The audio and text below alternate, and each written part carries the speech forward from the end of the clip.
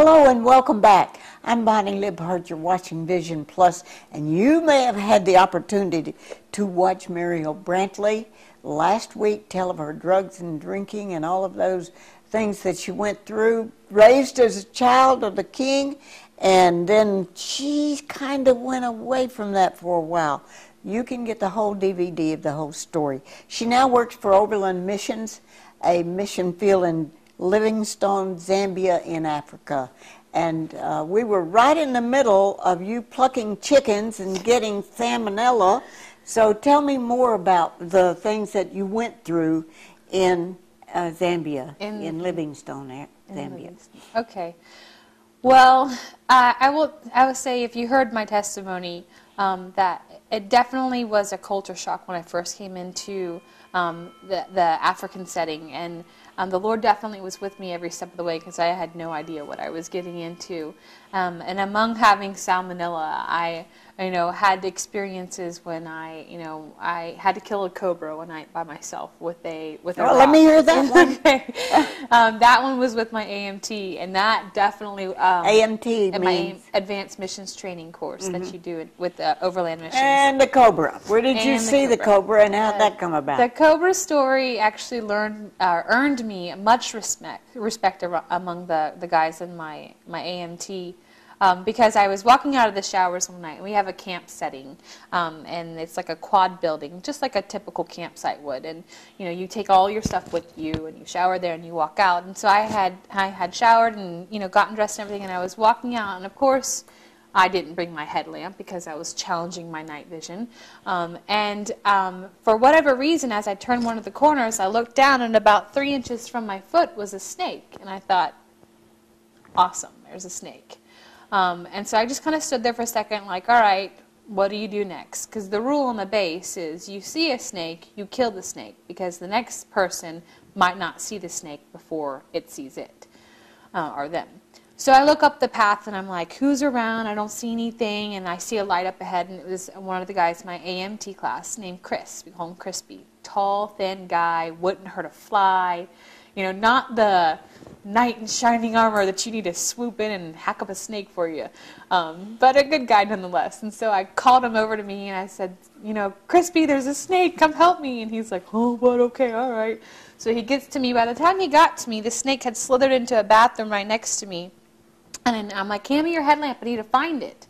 So he hands it to me, but doesn't let go. And so I'm like grabbing at his hand, like, let it go. We need to find this thing. So I'm looking into the bathroom, and I'm looking all around, and I'm like, I can't see the thing. So he's like, well, give me my headlamp back. And I said, fine, whatever. So I was going to walk into the bathroom to try to find it. Unfortunately, the lights were turned off, and the light was on the wall that the door opened to. So I had to walk into the bathroom, turn around to the back, and have the whole bathroom to the back of me. And I had to pull the door shut in the complete dark, and I had to feel along for the wall, and I flipped on the switch. Well, when I did that, there where the door and the wall met in the corner was the cobra up in its striking position. And I'm just standing like this. And I said, give me a rock! Because that's all that I could think of. And so I run out, and Chris is going like this. And our paths are lined with rocks. And I'm like, that rock, Chris, get that rock. Stop running around.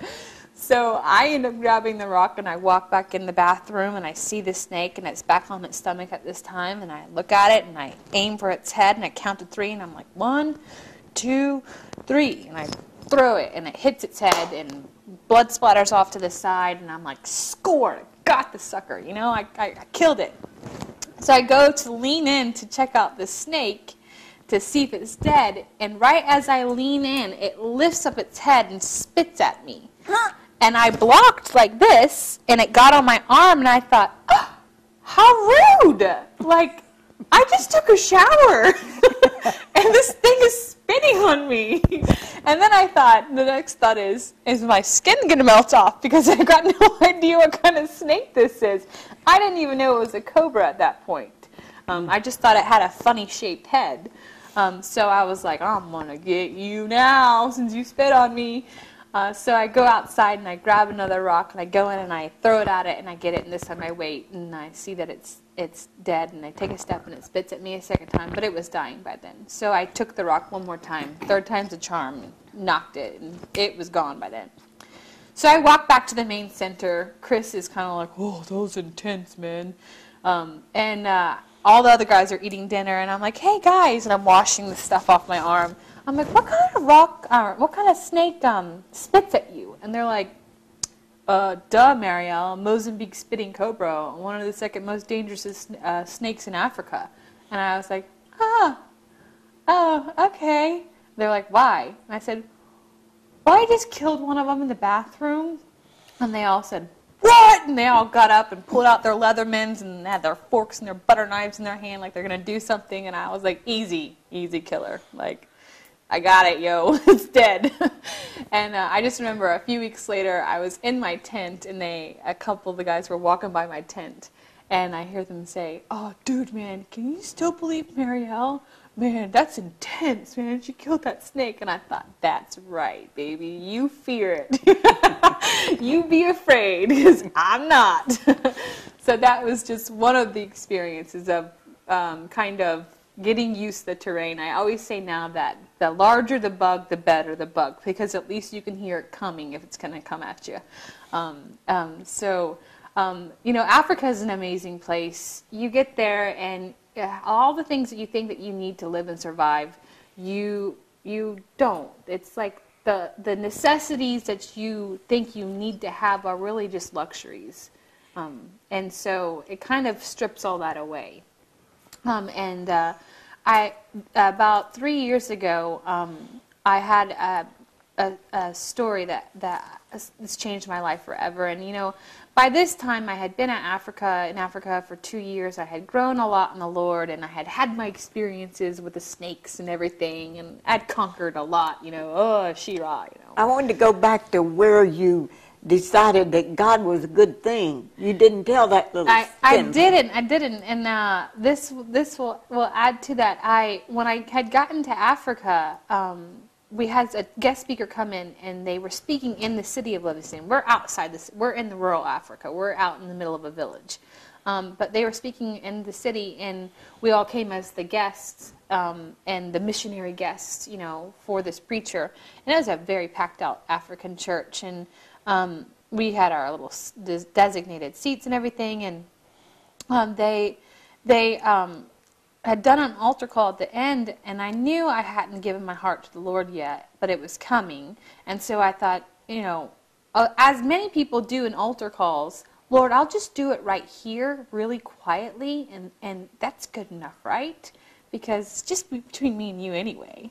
And I really do believe that a lot of church leaders do that, a lot of preachers do that, a lot of people who think they can't show that side of them to everybody else for fear of judgment or misunderstanding. That happened to me this last night when I was at church and Sean Smith was talking, and then they had the altar call, and I wanted to go so bad, but I waited almost 2 hours before I went forward. Yep. And because I was so lonely after Tony's death, and I wanted Lisa to pray for me, but it took me a lot.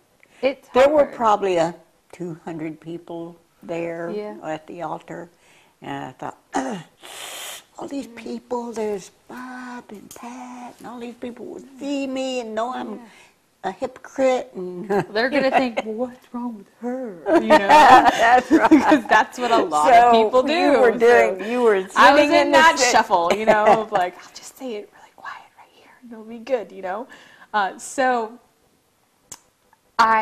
no one answered the altar call, and I'm sitting there like, Lord, don't make me do this. I've already come to Africa. I already gave you 3 months of my time. Enough is enough. This is where I draw the line in the sand.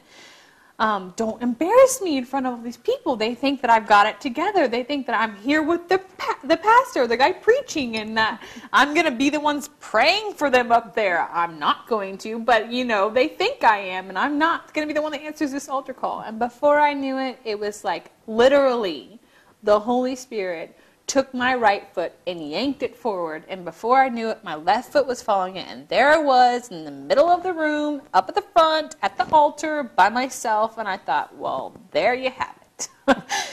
You got me. and in the moment of in the moment of being afraid of what people think, it's like everything just went away. And everything got quiet. And I just was like, forget it, I don't care. And so I just closed my eyes. And the guy prayed, and he prophesied over me, and I don't remember everything. All I know is that I was crying. But by the end of it, there was 500 people at the altar with me. And it was so cool because it was like God was in my obedience and not knowing it. It allowed so many other people the freedom to do it as well.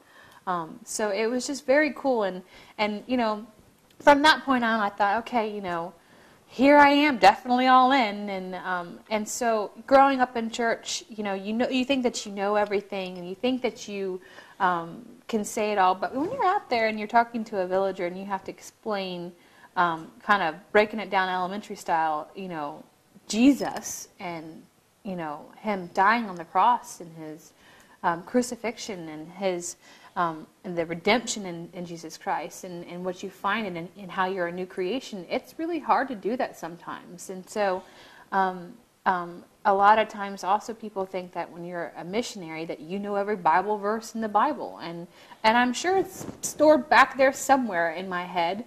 But I was still a baby Christian for all essence, of that term. And as time went on, the story I was going to say about this little girl, I experienced something where it totally shook me to the core.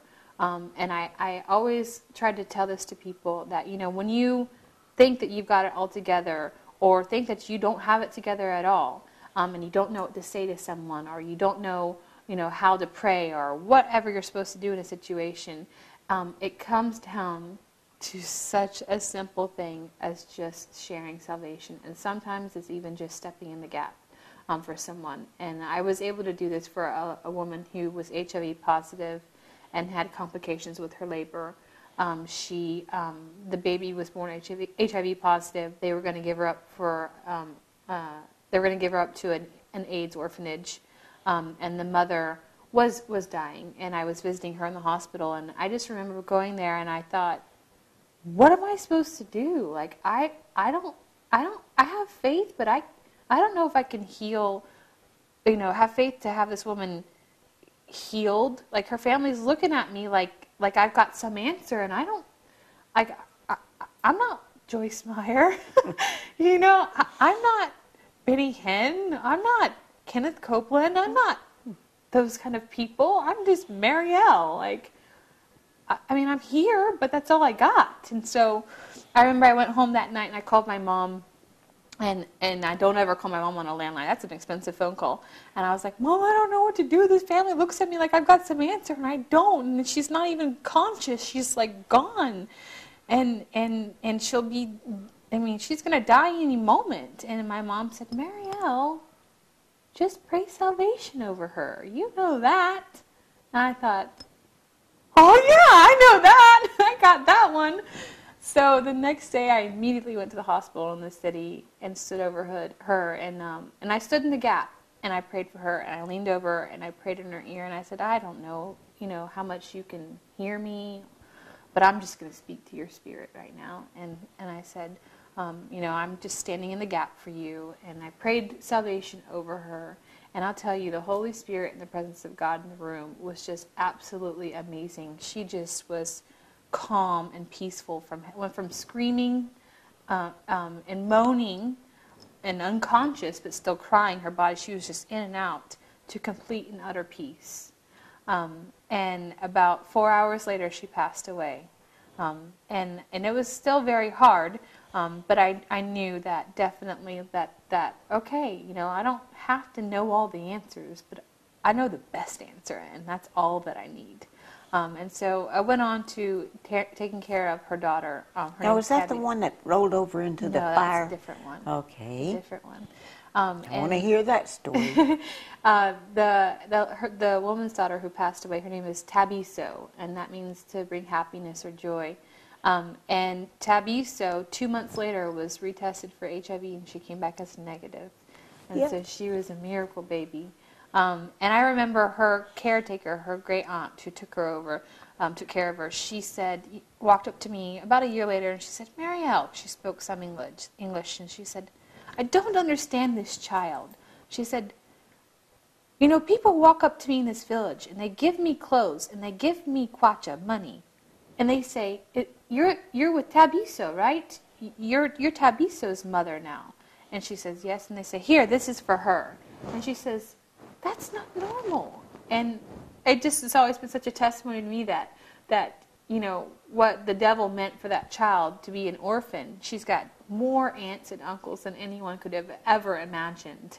And so it definitely, through the years of, you know, my experience in Africa, it just brings it back into perspective that it's just a simple act of obedience that can change a life forever, that can change a culture, that can change a people. Well, was she about the same time that the girl that rolled over into the fire? Tell about that. No, what happened there? The Tabiso happened in 2011, 2 years after the girl who rolled over into the fire. I had a situation happen where we had a little girl. It was the fourth day that I was in Africa, and she had rolled over to the fire when she was 3 months old. She was very isolated where she was at, so they didn't have any medical care. Her arm fused to her torso, and so she was handicapped. And she ended up having a surgeon. A surgeon came from South Africa. They found out about her through word of mouth, and they did a surgery to correct her arm and skin graft her arms and legs and everything. And so the surgery was very good and productive, but the hospital didn't have the proper post-operative care to take care of her. And we found out some of the things that they did is you're supposed to wrap wet to dry bandages on burn victims and skin graft victims, and they just slapped on dry gauze, and they waited 7 days to change your bandages when you're supposed to do it every 24 to 48 hours. So 7 days in, they went and ripped off all her bandages. No medication at all. That would rip off the her new-generated skin as well. So her little tiny body, she was 4 at the time, by the time she had the surgery, she was going into shock, and she had 64 staples throughout her body, and she just... she had survived everything else, but then was going to die in post-operative care. It just didn't make sense. So we got a hold of her and had her come to our base, and we had a guy coming out that his uncle was a surgeon. He was going to be there in 3 days. He was leaving America, and he had his uncle overnight him surgical staple removers, and he got on the plane. Because they were pulling the staples out, which would take her skin and very they had planned on just pulling the staples out with pliers, and the staple closes all the way around, so they would have just ripped it straight through, again with no medication. So within 3 days, we ended up having surgical staple removers, and it was just like in your face, you know. And we were able to help her out and get her recovered, and it just reminded me, my 4th day in, that a little girl named Annie was with her mom. Esther was her mom's name. It just what a good name, Esther. Yeah, just made me think, like, boy, I want to complain about, you know, quitting cigarettes. And by the way, I haven't thought of a cigarette at all. That's so weird. And by the way, you know, all the things that I thought were hard in life pales in comparison to this, and she's still smiling in between, you know, bandage changing. She's still, you know, giggling and laughing and drawing with chalk on the cement and all these things, and, you know, she's just so happy. And wonder what the Lord has for her. She's saved for some reason. She definitely is. I saw her about a year later as I was going through a village. Wasn't even planning it. I was doing ministry. We do hut-to-hut ministry. We literally just hike through the villages. And so I came across her brothers, actually, and I saw her, and she was in the little pink dress that we sent her home with, all ratted and tattered by then, and she looked great, and she looked at me at first like, is it really you? And then it took a second, and she warmed up, and she just had so much peace and joy in her. It was just a beautiful thing. So they need clothes too? Oh yeah, they do. They do. They're pretty isolated out there. I wanted to hear about the time you went down over the cliff, and then the guys had to get you back up, and you had your boots on, and or you got back up. Maybe you helped them, but you had so many experiences. By the way, if anyone would like her, she's only going to be here a very short time. So if you want to hear her full story, which might take a few hours, you can get back in touch with us. And I think they're going to have Mariel Brantley. You can actually get in touch with me, that toll-free number, or the drbonnie@me.com. I think that Thaddeus has that running across the bottom. So tell us a little bit about some of the things that are coming up that you're going to do now, because you're now been elected the expedition leader. And you said, I can't be a leader, I can't lead the expedition. What does that mean, all of the expedition leader that you'll have to do? What that means is, as an expedition leader, I lead short-term missions trips. So if any of you want to go on a short-term mission trip, she'll be your leader. Yes. This year, I will be running base accommodations for a base which has anywhere from 60 to 150 people there at any given time. I'll also be in charge of coordinating the chief ceremony for Mikuni Chief of the Mikuni Chiefdom, where we're at. And Yeah, Zambia you were elected by the chief. By the president of Overland to help run this ceremony. It's quite a big ceremony. There's chiefs and kings that come from all over southern Africa, and it's to honor the chief who's in the area, whose chiefdom that we are in. He gave us land a long time ago, and we're there. So it's kind of a big production, and so it's an African ceremony. It's blood sacrifices and tribal dances and all that interesting stuff. And so I'll be coordinating that. And it's really great. We had it this year at Overland, and it opened up. We had over 50 chiefs from all over Africa come to our base, and we hosted them. And now it's opened up so many more opportunities for us to start bases that actually this year alone, Overland is starting 6 more bases within Africa. And some of the chiefs have become Christians. Yes, they have, absolutely. They've become born again, and that's why they've said, we need you in our area. We don't want the witch doctors. We don't want the witch finders and the witches. We don't want these traditional beliefs. We want Jesus Christ. And so this year, after the ceremony, I'll also be coordinating the development of 2 new bases, 2 of the 6, as well as running expeditions during the summertime. So I stay pretty busy when I'm over there. What does it mean, establishing those bases? What that means is I go to an area and I find out what's available as far as finding housing in the area, what the local economy is like, what the local need is as far as is it child trafficking, is it sex trafficking, is it drugs, is it alcohol, whatever the problem is in the area, what is there and who is there. So it's kind of Well, you said sex and trafficking. We did 6 30-minute shows, 5 30-minute shows about that. So if you'd like more information, we'll tell you about that also. And if you would like our precious Mariel Brantley, can you believe this beautiful, gorgeous blonde is over in Livingstone, Zambia, and she can come and speak to your group if you hurry and let us know quickly before she leaves to go back to Africa. And would be okay if you help buy a dress or 2 for some of those kids that have no dresses, no shoes. And I'm Bonnie Libhart, along with Thaddeus and Angie and Mariel. Bless your heart for watching. At Lexus of Huntsville, luxury is seen throughout the dealership. We have earned the Elite of Lexus Award 8 years straight because our staff is committed to giving you the best overall experience. Visit our service department with any questions you may have. Let our sales team show you our newest vehicles in the showroom. And feel free to take a break in our customer lounge. Lexus of Huntsville, where you get much more for less than you might expect, on the corner of University Drive and Providence, Maine in Huntsville.